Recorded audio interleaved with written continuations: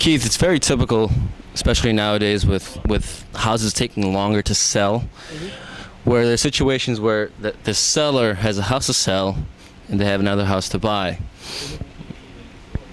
Are you saying that they've already found a house that they want to buy?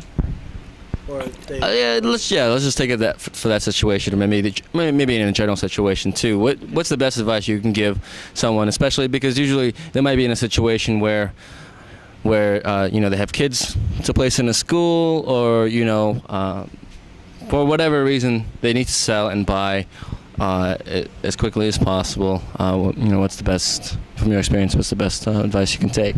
Well, obviously, you need to use me to do all your transactions. How did I know you're going to say that? Well, I don't know, but you could also use my wife too, because one of these days we're going to get my wife in here. We're going to do a little swapping. Okay. Not a little wife swapping, but some type of swapping. Okay. And you'll get a little different taste from her. But you definitely need to obviously get your house on the market first. Many people tend to want to buy first and then put the house on the market. They can't do that. It's always putting the cart before the horse. You got to put the house on the market, and if you need to sell and you need to buy at a certain period of time, you need to get your house on the market right away, price it right, maybe underprice it a little bit so that you can do that.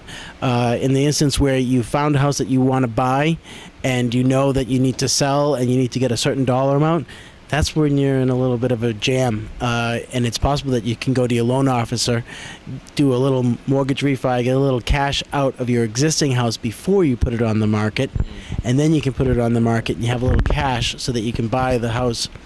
And there's some other alternatives that you might be more aware of than I am on how to do that. But in either case, you need to price, and in all cases, you need to price the house right. But obviously, you need to be a little bit more aggressive on pricing your house for sale.